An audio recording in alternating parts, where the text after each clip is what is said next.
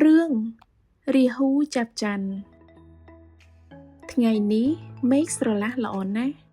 ពុកខ្ញុំកំពុងស្ដាប់វិទ្យុយ៉ាងជក់ចិត្តចំណែកខ្ញុំនិងប្អូនស្រីខ្ញុំកំពុងលេងយ៉ាងសប្បាយស្រាប់តែពុកនិយាយមកកាន់ពួកខ្ញុំថាយប់នេះនឹងមានរាហូចាប់ច័ន្ទហើយពុកតើរាហូចាប់ច័ន្ទជាអ្វីរាហូចាប់ច័ន្ទគឺជាច័ន្ទគ្រាសណាកូនខ្ញុំនិងប្អូនស្រីឆ្ងល់ណាស់ក៏នាំគ្នាទៅសួរម៉ែតើរាហូចាប់ច័ន្ទជាអ្វីកូនកុំអាលឆ្ងល់កូនទាំងពីរត្រូវរកដំបងនិងធុងទឹកទុកឲ្យហើយទៅបន្ទាប់ពីញ៉ាំបាយល្ងាចរួចពួកខ្ញុំក៏នាំគ្នាទៅសួរលោកយាយតើរាហូចាប់ច័ន្ទជាអ្វីយប់នេះចៅទាំងពីរនឹងដឹងហើយខ្ញុំនិងប្អូនស្រីនៅតែឆ្ងល់ដដែលខ្ញុំនិយាយទៅកាន់ប្អូនស្រីថាអូននេះយប់នេះអូនកុំប្រញាប់ចូលគេងណាបងក៏អញ្ចឹងដែរកុំអាលចូលគេងមុនអូនណាយប់នេះនៅក្នុងភូមិខ្ញុំមានភាពចម្លែកអ្នកភូមិចេញមកខាងមុខផ្ទះជួបគ្នាយ៉ាងអ៊ូអរពេលនោះម៉ែមកអូសដៃខ្ញុំនិងប្អូនស្រីចេញទៅខាងក្រៅកូនមកនេះជាមួយម៉ែ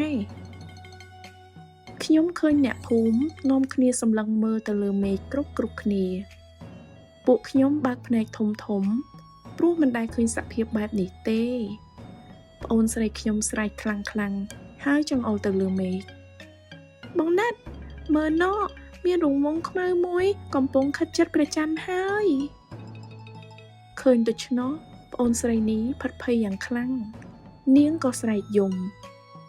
ខ្ញុំចង់ជួយព្រះច័ន្ទខ្ញុំមិនចង់ឲ្យរាហូលេបព្រះច័ន្ទទេកុំយំអីចៅយើងមានវិធីមួយអាចជួយព្រះច័ន្ទបានលោកយាយក៏ហុចធុងទឹកនិងដំបងដែលនៅជិតនោះឲ្យទៅប្អូនស្រីវាយធុងទឹកឲ្យខ្លាំងទៅចៅនៅពេលនោះរាហូនឹងឆាប់ខ្ជាក់ព្រះច័ន្ទវិញហើយប្អូនស្រីនេះនិងលោកយាយនាំគ្នាវាយធុងទឹកឬសូរផុងផាំងចំណែកអ្នកភូមិផ្សេងទៀតក៏ធ្វើដូចគ្នាដែរសំឡេងផុងផាំងឮលាយឡំនឹងស្នូរស្គរនៅឯវត្តបានលាន់ឡើងនៅគ្រប់ទីកន្លែងពួកយើងគ្រប់គ្នាចង់ឲ្យព្រះច័ន្ទមានពន្លឺឡើងវិញចំណែកឯម៉ែប្រញាប់ប្រញាល់ទៅអុជធូបទៀនសូមទេវតាតាមជួយថែរក្សាក្រុមគ្រួសារខ្ញុំឲ្យបានសុខសប្បាយគ្រប់គ្នាខ្ញុំកំពុងឈរមើលម៉ែ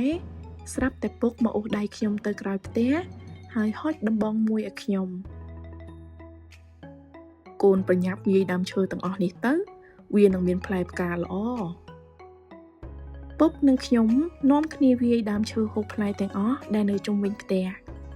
ចំណែកឯអ្នកភូមិខ្លះក៏ធ្វើដូចគ្នាដែរ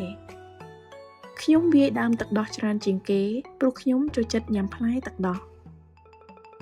ខ្ញុំខំរត់វាយដើមឈើហូបផ្លែឲ្យបានច្រើនដើមមិនឲ្យរំលងដើមណាមួយទេខ្ញុំវាយបណ្ដើរងើយមើលទៅលើមេឃបណ្ដើរចំណែកឯប្អូនស្រីខំវាយធុងខ្លាំងជាងមុនហើយស្រែកបន្តថា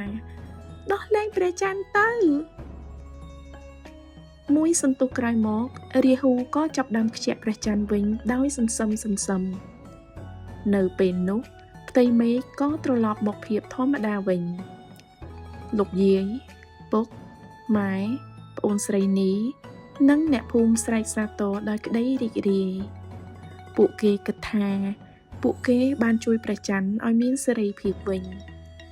សំឡេងស្រែកហ៊ោកញ្ជ្រៀវលាន់ឮពេញភូមិឆ្នាំនេះយើងនឹងបានផ្លែឈើហូបច្រើនជាងឆ្នាំមុនគ្រួសារយើងនឹងមានសេចក្តីសុខចម្រើនទាំងអស់គ្នាខ្ញុំសង្ឃឹមថាឆ្នាំនេះខ្ញុំនឹងបានញ៉ាំផ្លែទឹកដោះច្រើនជាងឆ្នាំមុនខ្ញុំជួយព្រះច័ន្ទបានហើយយេលុះស្អែកឡើងមិត្តភ័ក្តិនៅក្នុងថ្នាក់រៀនខ្ញុំនាំគ្នានិយាយអំពីរាហូចាប់ច័ន្ទកាលពីយប់មិញដែរអ្នកគ្រូបានពន្យល់ថា រាហូចាប់ច័ន្ទកាត់ឡើងដោយសារផែនដីធ្វើដំណើរបដូរទិសខិតចូលទៅជិតព្រះអាទិត្យហេតុដូចនេះហើយទើបមានស្រមោលជារង្វង់មូលទៅបាំងព្រះច័ន្ទ